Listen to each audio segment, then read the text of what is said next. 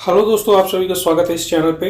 फिर आप सभी के समक्ष मैं हाजिर हो चुका हूँ एक जो आपका शॉर्ट नोटिस है उसको लेके, उसी के संदर्भ में जो एएलपी से रिगार्डिंग है उससे रिलेटेड ये नोटिस रेलवे के द्वारा निकाला गया है, पेपर में निकाला गया है और इसे आज हम देखने जा रहे हैं। ये देखिए, इसमें लिखा हुआ एम्प्लॉयमेंट न्यूज़ लिखा हुआ, जो एम्प्लॉयमेंट न्यूज़ का पेपर आता है उसमें ये दिया गया है, आप लोग देख सकते हैं। अब देखिए इसमें क्या दिया गया है, इसमें डेट दी गई है 29 मार्च और ये 4 अप्रैल 2025 लिखा हुआ है इनके द्वारा। अब देखिए ये 29 मार्च को, हालांकि आज 29 मार्च नहीं है, ये 29 मार्च डेट इसमें डाली गई है। जो आप लोग को पता होगा कि 29 जो शॉर्ट नोटिस रहता है न्यूज़पेपर वगैरह में, तो वो जल्दी ही निकाल दिया जाता है। तो रेलवे ने इसलिए जल्दी निकाल दिया। गवर्नमेंट ऑफ इंडिया लिखा हुआ है, देख लीजिए, मिनिस्ट्री ऑफ रेलवे, आरआरबी मतलब रेलवे रिक्वायरमेंट बोर्ड जो होता है वो दिया गया है, लिखा हुआ है। और इसमें लिखा हुआ है requirement of assistant loco pilot, जिसे हम शॉर्ट में एएलपी बोलते हैं, इंडिकेटिव नोटिस। तो ये जो आपका है शॉर्ट नोटिस है, इसी को हम क्या बोलते हैं, इंडिकेटिव नोटिस कहते हैं। तो आप लोग ये समझ चुके होंगे। अब आगे से हम देखते हैं, इसमें देखिए क्या लिखा हुआ, application are invited from the eligible candidate. तो आवेदन जो है एलिजिबल जो कैंडिडेट है उनके लिए है, for the post of assistant loco pilot given the table below. तो जो टेबल दी है उसके लिए assistant loco pilot, application must be submitted only through online mode. अब देखिए ध्यान दीजिए, इसमें क्या लिखा हुआ है कि जो आपका एप्लीकेशन है वो सिर्फ और सिर्फ ऑनलाइन माध्यम से ही भरा जाएगा। पहले के ज़माने में आप लोग को पता होगा कि जो आवेदन होते थे ऑफलाइन होते थे, ये लिखा हुआ है इसमें ऑनलाइन आपका होगा, फॉर्म फिल करना है। और यहाँ पे देखिए ये इंपॉर्टेंट डेट दी गई है इनके द्वारा। तो इनके द्वारा भी देखिए इसमें टेंटेटिव डेट दी गई है, कंफर्मेशन डेट नहीं है, फिर भी देख लीजिए टेंटेटिव डेट लिखा हुआ है। ओपनिंग डेट इसमें लिखा हुआ है एप्लीकेशन का 10 अप्रैल 2025 आपका दिया गया है। और tentative closing date for submission of application ये दिया गया है 9 मई 2025, मतलब 1 महीने का समय देगा। और 9 मई को रात के आप 23:59 मतलब 11:59 ही तक भर सकते हैं फॉर्म। आपको ये समझना चाहिए, ठीक है। ये दिया गया। अब देखिए इसमें जो डिटेल दी गई है, जो टेबल बनाई गई है, इसमें देखिए नेम ऑफ द पोस्ट लिखा हुआ है, असिस्टेंट लोको पायलट, या इसी को हम शॉर्ट में एएलपी कहते हैं। अब देखिए जो पे लेवल ये 7 सीपीसी के अनुसार लेवल इसका 2 है। अब इंस्टेंट जो इनिशियल पे है, जो हम बेसिक बोलते हैं जिसे, तो ये देखिए ये टेक्नीशियन जो 3 होता है उन्हीं के बराबर बेसिक इनका होता है। 19,900 का जो बेसिक है वो है। परंतु इसमें जो मेडिकल होता है वो थोड़ा आपको ध्यान देने योग्य है, क्योंकि मेडिकल इसका थोड़ा हार्ड होता है। देखिए इसमें मेडिकल A1 दिया है। हम लोग का जो मेडिकल हुआ था, हम लोग जब हम टेक्नीशियन में भर्ती हुए थे, तो हम लोग का थोड़ा ईजी मेडिकल हुआ था, उतना हार्ड लिया नहीं गया था इनके द्वारा। अब देखिए इसमें जो इस बार एज लिमिट है, एज वगैरह देख लीजिए, ये दिया गया है 18 से 30 वर्ष एज कर दिया गया है। अब देखिए approximate total vacancies all RRBs, तो अप्रोक्सीमेशन इनके द्वारा दिया गया है कि इतनी वैकेंसी है 9,900। आप लोग थोड़ा समझ सकते हैं, इससे पहले भी मैंने वीडियो के माध्यम से आपको बताया था कि हर जो लेटर निकाला गया था कि किस जोन में कितनी कितनी सीटें हैं एएलपी की, तो आप लोग देख सकते थे।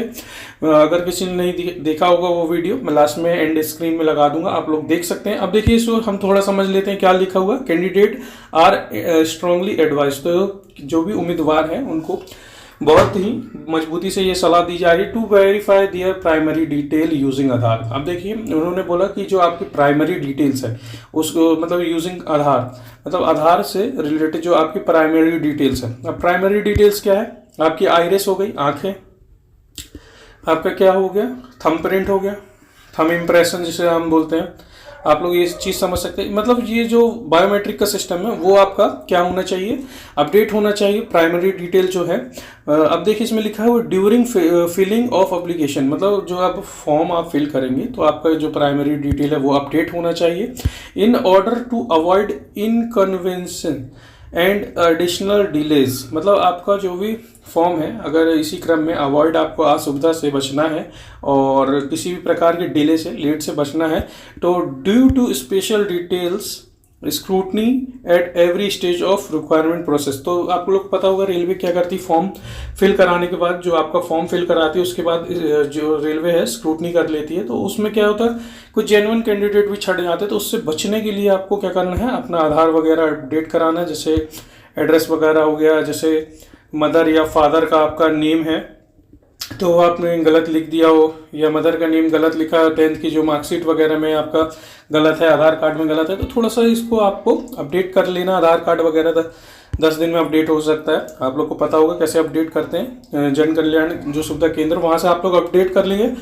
Due to special detail scrutiny at every stage of requirement process और for non Aadhaar verified applications, मतलब जो आधार कार्ड वगैरह नंबर आपको देना, यस कर देना है, मतलब आधार कार्ड आपका मस्ट होना चाहिए, ये बताया गया। Name and date of birth Aadhaar shall be get it update to match 100%। तो देख लीजिए आपका ये जो नेम बोला है और डेट ऑफ बर्थ जो आपकी मार्कशीट वगैरह में होगा वो बिल्कुल अपडेट होना चाहिए और मैच करना चाहिए 100%। यहाँ लिखा गया है with the full name and date of birth available in 10th class pass certificate.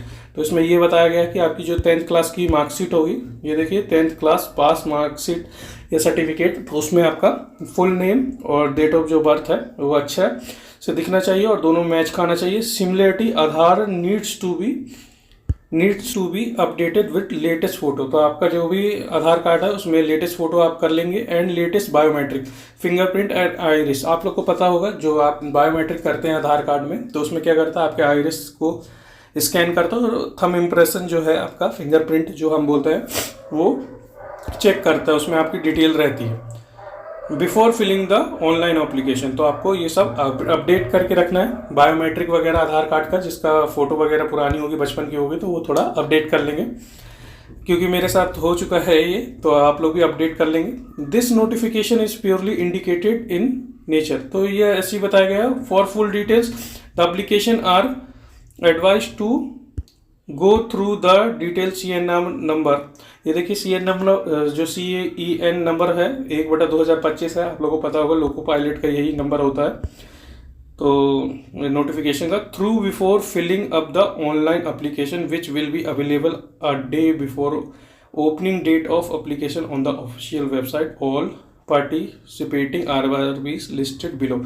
अब ध्यान दीजिए इसमें क्या बताया गया है, जो भी ऑफिशियल नोटिफिकेशन आती है, एक देखिए जो एक नोटिफिकेशन जो होती है ये तो शॉर्ट नोटिस है, इसके बाद ऑफिशियल जो नोटिफिकेशन है जब आप ऑनलाइन फॉर्म जब फिल करने वाले रहेंगे उसके एक दिन पहले आ जाएगी। तो आप लोग अपने हिसाब से देख लेंगे आपको किस जोन में आपको फॉर्म फिल करना है, क्योंकि जोन के अंतर्गत ही फिर डिवीजन रहता है, आपको डिवीजन वगैरह अलॉट होगा, तो ये थोड़ा सा आपको ध्यान देना है। एज था 18 से 30 कर दी है। पिछली बार क्या हो रहा था, जो आपको पेंडेमिक थे कोरोना टाइम, तो उसमें डेट आपका जो ये था एज लिमिट था वो भी बढ़ा दिया था, तो आप लोग को अच्छा खासा जो एज जिनकी ज़्यादा थी उनको भी मौका मिल जा रहा था। पर इस बार इन्होंने फिर इतना छूट नहीं दिया है। इस बार जो आपकी जनरल की एज है वो 18 से 30 वर्ष है और आपका जो OBC वगैरह का है वो आपको पता होगा 18 से 33 वर्ष है, और जो आपका ST/SC वाला है वो 18 से 35 वर्ष है, आप लोग को पता होगा। तो इस बार एज लिमिट इनके द्वारा सोच समझ के दी गई है, पेंडेमिक ना होने के कारण इन्होंने कोई भी छूट नहीं दी है एज लिमिट में। तो आप लोग इस बार देख सकते हैं, इस बार जो बच जाएंगे तो फिर हो सकता है कि एज अगर पार हो जाए तो फिर आगे कुछ नहीं हो पाएगा। तो इसी तरह की वीडियोस के लिए और नोटिफिकेशन और नॉलेज के लिए मेरे साथ बने रहे इस चैनल पे। फिर मुलाकात होगी, तब तक के लिए जय हिंद, वंदे मातरम।